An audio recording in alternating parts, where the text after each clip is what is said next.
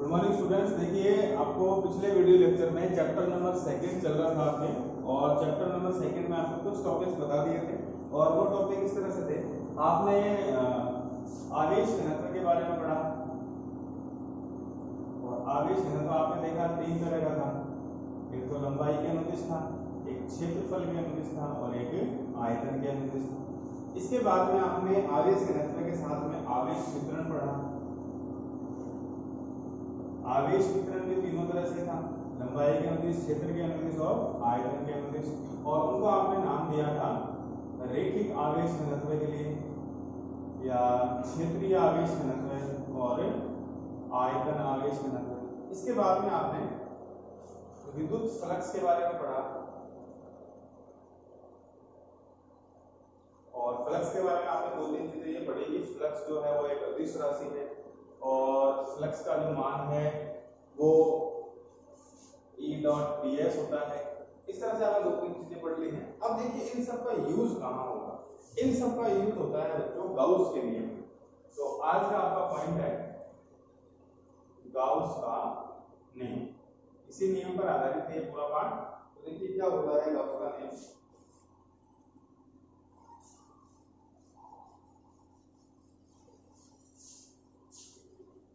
वैज्ञानिक थे, उनका नाम था कार्ल फ्रेडरिक गाउस। उन्होंने ये नियम दिया था, और ये नियम क्या काम आपके आएगा।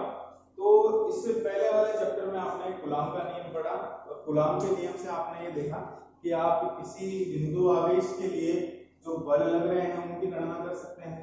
बिंदु आवेश के लिए क्षेत्र की जो तीव्रताएं होती हैं उनकी गणना कर सकते हैं, या द्विध्रुव के लिए भी कई तरह की गणनाएं आपने कूलाम के नियम से करी। अब देखिए, कई जगह ऐसी होती है जहां पर कूलाम के नियम की लिमिटेशन अप्लाई नहीं होती है, तो वहां पर आप गाउस का नियम काम में लेते हैं। तो देखिए गाउस का नियम क्या होता है। गाउस का नियम जो है वो फ्लक्स की गणना करता है, विद्युत फ्लक्स की गणना ये करेगा। और इसके लिए फॉर्मूला आपके पास होता है phi equals to summation q upon epsilon nought. यहाँ पे जो फाई है वो विद्युत फ्लक्स है,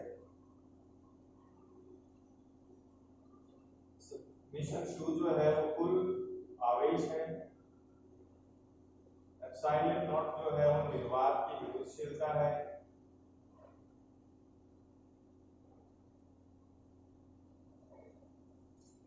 अब देखिए आगे गाउस का नियम में आपको किस तरह से समझाना है इसको। इस समीकरण को आप लिख सकते हैं phi equals to summation q गुणा 1/एप्सिलॉन नॉट, या phi equals to summation q बटा एप्सिलॉन नॉट। तो या तो आप लिख सकते हैं कि फ्लक्स किसी स्थान का कुल आवेश और निर्वात की विद्युतशीलता के गुणनफल के बराबर होता है, या कुल आवेश और निर्वात की विद्युतशीलता के अनुपात के बराबर होता है। और इसकी सिर्फ एक ही कंडीशन है कि ये जो नियम है वो बंद पथ पर लगता है, बंद पृष्ठ पर। ये नियम जो है वो बंद पृष्ठ पर ही लागू होता है। खुले पृष्ठों के लिए आप गाउस का नियम अप्लाई नहीं कर सकते हैं कहीं भी। तो बंद पथ का निर्धारण किस प्रकार से होता है। फिजिक्स में देखिए, आपके बंद पथ इस तरह से हो सकते हैं, कोई गोला हो सकता है, कोई घन हो सकता है, या फिर कोई बेलनाकार आकृति हो सकती है। ये तीनों जो आकृतियां हैं ये भौतिकी में अपन बंद पृष्ठ मान सकते हैं। और बंद पृष्ठ को इसलिए माना जाता है क्योंकि अगर इनके बीच में कोई पॉइंट, कोई पार्टिकल आए तो उसकी गणनाएं आप सभी जगह के लिए समान कर सकते हैं। तो ये 3 स्थितियां अगर कहीं हैं तो वो बंद पथ है, और बंद पृष्ठ के लिए आपका हमेशा गाउस का नियम लगेगा। तो देखिए गाउस का नियम क्या होता है, इसका स्टेटमेंट देखेंगे, इसका कथन क्या है। इस नियम के अनुसार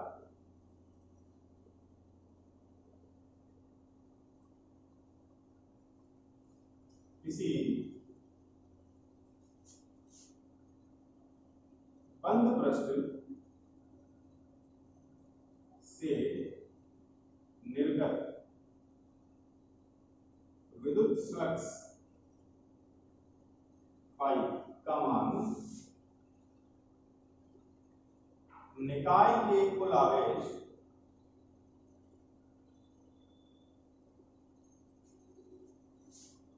समेशन q तथा निर्वात की विद्युतशीलता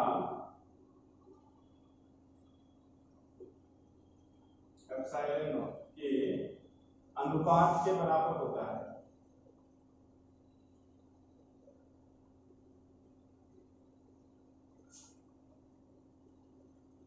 तो फाई कॉस तो आएगा समेशन 2 बटा एप्सिलॉन, या फिर आप इसका कथन इस तरह से भी लिख सकते हैं कि इस नियम के अनुसार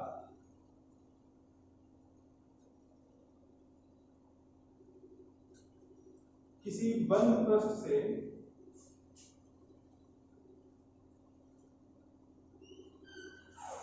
निर्गत विद्युत फ्लक्स फाई का मान निकाय के कुल आवेश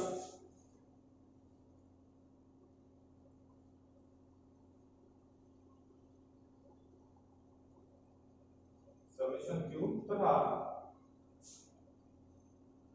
निर्वात तथा 1 बटा एप्सिलॉन नॉट के गुणनफल के बराबर होता है। तो दोनों कथन इसके लिए सत्य हो सकते हैं। तो ये है आपका गाउस का नियम, और आपको ये हमेशा ही अप्लाई करना है बंद पृष्ठ के लिए। खुले पृष्ठों के लिए गाउस का नियम लागू नहीं होता है। अब देखिए आगे कि यहाँ जो समेशन क्यू है, समेशन क्यू होता है निकाय का कुल आवेश। कुल आवेश का मतलब है कि जितने भी आवेश निकाय में हैं उन सभी का आप बीजगणितीय योग कर दो तो वो कुल आवेश हो जाएगा। जैसे कि मान लीजिए कि आपको कहीं पे डाइपोल दे दिया जाए, द्विध्रुव अगर दे दे तो द्विध्रुव का मतलब होता है एक प्लस क्यू और एक माइनस क्यू, तो टोटल आवेश का मान तो यहाँ 0 हो जाएगा।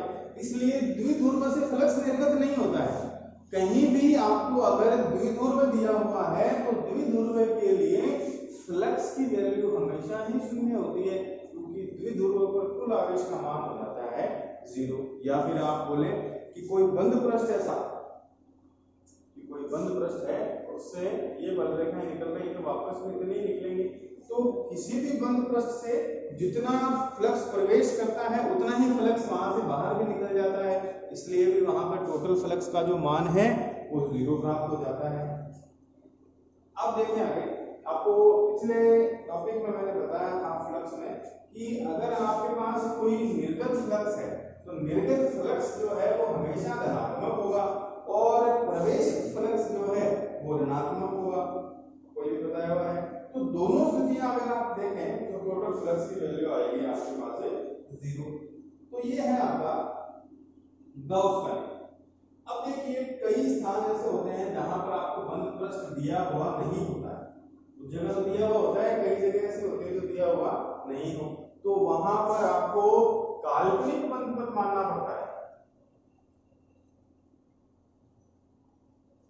और काल्पनिक बंद पृष्ठ कैसे मानेंगे आप? जैसे कि मान लीजिए आपके पास कोई तार है, वायर है, तो वायर के लिए इस तरह का बंद पृष्ठ माना जाएगा कि पूरा कवर हो जाए उससे हो। या फिर अगर आपके पास कोई बिंदु आवेश है तो उसके लिए आप कोई गोला मानेंगे। इस तरह से इनका निर्धारण करना है, और जिन काल्पनिक बंद पृष्ठ को आप कल्पना करेंगे उनको बोला जाएगा गाउसियन पृष्ठ।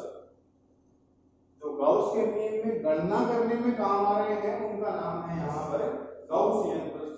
तो आप किसी काल्पनिक गाउसियन पृष्ठ की कल्पना भी कर सकते हैं अगर आपको कोई बंद पृष्ठ नहीं दिया हुआ हो तो। अब देखिए इस गाउस के नियम का उपयोग किस तरह से आपको करना है। आपकी इस टॉपिक में पहला ही पॉइंट दिया हुआ है कि कूलॉम के नियम से गाउस के नियम की उत्पत्ति आपको करनी है। तो देखिए कूलॉम के नियम से गाउस के नियम की उत्पत्ति किस प्रकार से होती है। इसके वैसे कई तरह के मेथड होते हैं, आपकी बुक में जो दिया हुआ है मैं वही बता देता हूँ।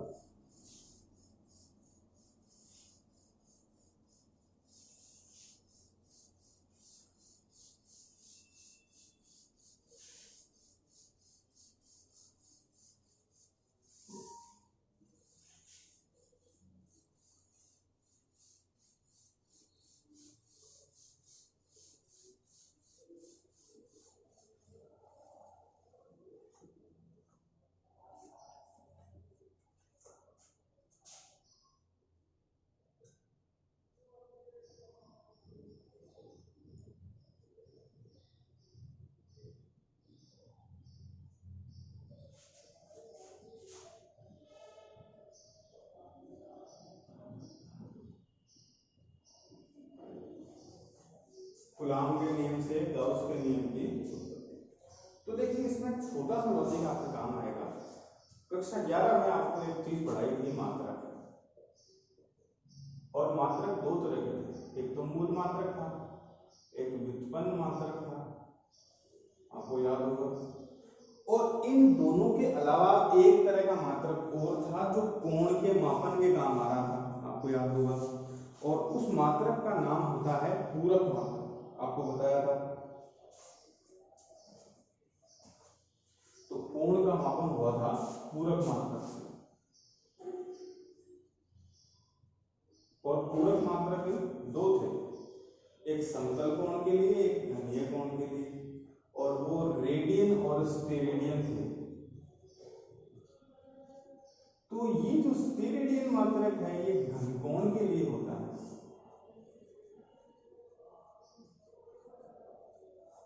अब देखिए घनकोण, अगर कहीं पे किसी स्थान पे घनकोण आ जाए मुक्त आकाश के लिए तो उसका मान होता है 4 पाई। तो देखिए मुक्त आकाश के लिए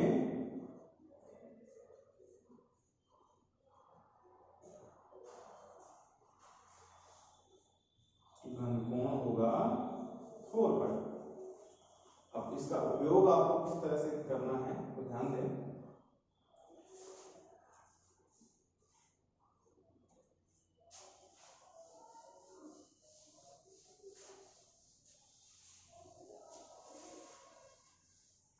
तो इसके लिए आपको कोई बंद पृष्ठ की कल्पना करनी पड़ेगी। तो देखिए वो बंद पृष्ठ होगा, ये मैंने कोई बंद पृष्ठ मान लिया, यहाँ पर पॉइंट O है जहाँ पर आवेश है Q, यहाँ से R डिस्टेंस पर इसका पृष्ठ है। अब देखिए ये जो स्थिति आपकी बन रही है, ये जो कोण है, इस कोण को आप बोलेंगे बच्चों घनकोण, जो d ओम से डिनोट होता है। अब यहां पर आपका जो है वो पृष्ठ आ गया है। अब इस पृष्ठ के लिए देखिए तीव्रता को मान लें कि इधर जा रही है और क्षेत्र जो है वो इधर जा रहा है। तो यहाँ पर कोण बन रहा है बच्चों थीटा। तो तीव्रता आपके पास है, कोण है, क्षेत्र सदिश भी है। तो एक काम करें, यहाँ पर आप कूलाम का नियम अप्लाई करें। तो पहले ऐसे कुछ थ्योरी लिख लेते हैं। माना कि किसी बंद पृष्ठ के भीतर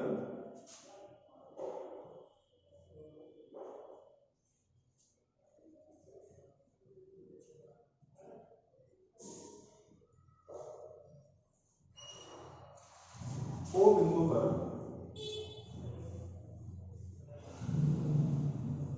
कोई आवेश Q स्थित है।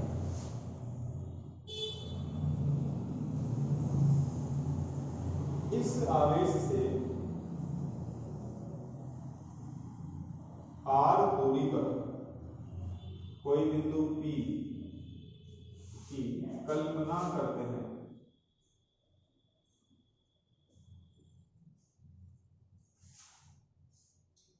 जहां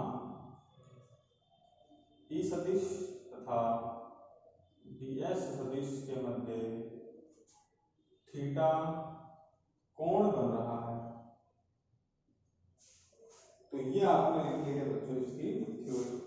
अब देखिए आगे आपको कूलाम का नियम लगाना है। और कूलाम के नियम से देखिए आप बल का सूत्र लगा सकते हैं और तीव्रता का सूत्र दोनों लगा सकते हैं। बल यहाँ कोई काम नहीं आ रहा है तो आप यहाँ पर तीव्रता का सूत्र लेंगे। तो देखिए कूलाम के नियम से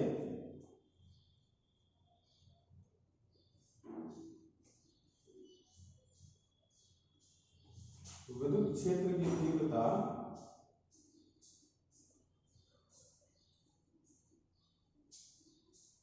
E वेक्टर बराबर 1/4 pi epsilon not Q upon R square. समीकरण नंबर हो गया 1। और विद्युत फ्लक्स की वैल्यू निकालने के लिए क्या करेंगे, विद्युत फ्लक्स के सूत्र से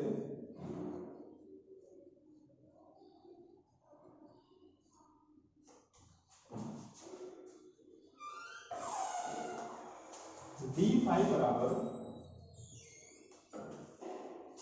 E vector dot D S vector या डी फाई बराबर E vector D S vector cos theta. और संपूर्ण का अगर आपको निकालना हो तो समाकलन कर देंगे। तो समीकरण का समाकलन करने पर तो जैसे ही आप समाकलन करेंगे तो लेफ्ट हैंड साइड में तो फाई आ जाएगा, राइट हैंड साइड में आएगा समाकलन E D S cos theta. और बंद पृष्ठ के लिए बंद पद मान लेंगे यहाँ पे, और ई की वैल्यू जब पुट करेंगे तो आएगा 1/4 pi epsilon nought q upon are square ds vector cos theta.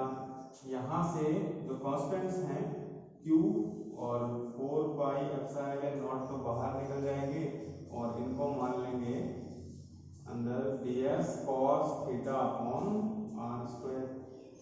यहाँ पे समाकलन बंद पृष्ठ के लिए ds cos theta upon are square घनकोण को व्यक्त करता है।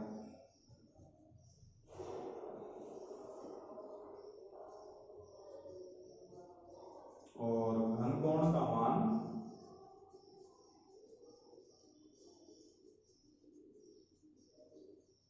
मुक्त आकाश में 4 पाई होता है। तो यहाँ पर समाकलन बंद पृष्ठ के लिए ds cos theta upon are square बराबर हो जाएगा 4 पाई के। तो 5 होगा q upon 4 pi epsilon not गुणा 4 पाई। 4 पाई से 4 पाई को कैंसिल आउट कर देंगे तो 5 की वैल्यू बचेगी q अपॉन एप्सिलॉन नॉट। और यह समीकरण गाउस के नियम को दर्शाता है। तो इस प्रकार से कूलॉम के नियम से गाउस के नियम की उत्पत्ति होती है।